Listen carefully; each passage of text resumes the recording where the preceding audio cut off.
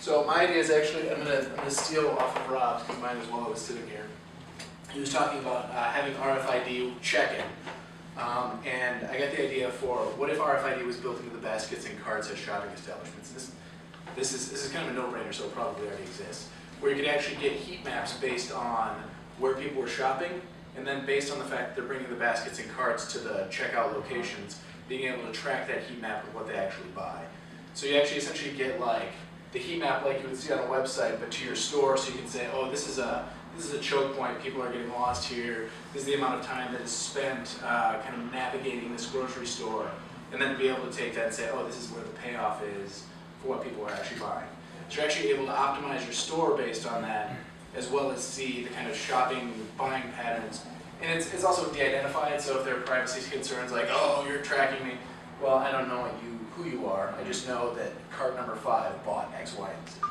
I love it. You can track time through a queue as well, like who's the fastest bagger, who's the fastest checker. Well, I mean, I imagine you could do that as well, but I think the main concern is like, I don't know if anybody here has read the book Why We Buy. It's essentially about why grocery stores are set up like terrible mazes. So I guess this would help to add to the treasury. So it's more like playing like a World of Warcraft instance than before, like even more terrible. But to be able to optimize those shopping experiences based on like real-time, real-world metrics. How did they develop that stuff to begin with? Did they just like monitor people and use cameras? Yeah. I mean, there are entire companies that do just that. They, and they found that if you put carts in the back, and if you have baskets where people will grab them, they're like 10 times more likely to buy.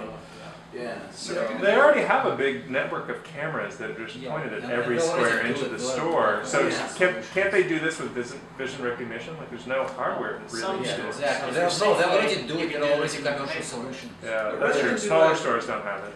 Yeah. I imagine that there's got to be something. Like I can't imagine that they're letting this opportunity go. I would actually go a little bit farther than that.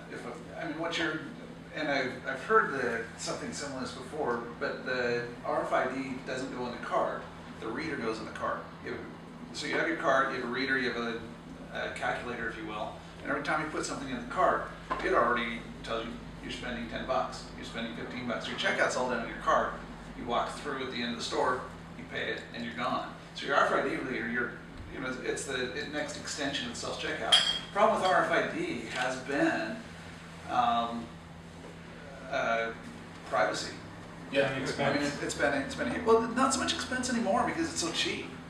I mean, you go to the store. It's just an RFID chip in the basket that you. So this doesn't help the consumer at all. This is strictly for the retail establishment. So I'm Walmart, and all I do is I put an RFID reader. I like that idea because it's easier for them to actually have it in the cart.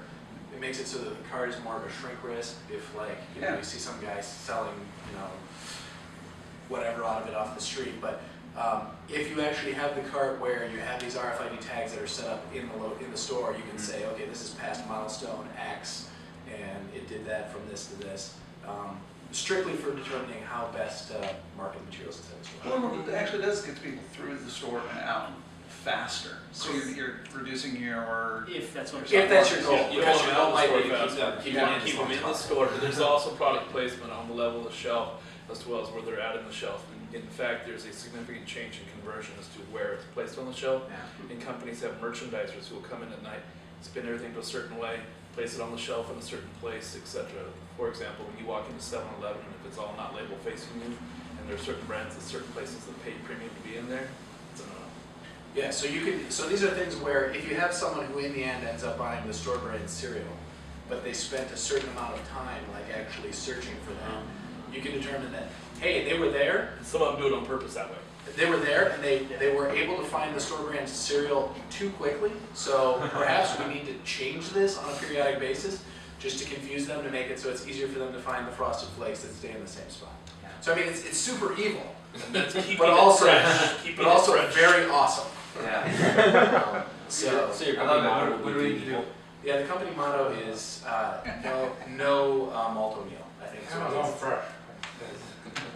So anyway, that's my idea stolen from Rob. What do you? Let's do it. What do you need? Shit, everything. I don't know anything except for how to like make ideas. No, I'm a marketing slash graphics slash like very shitty tech guy. So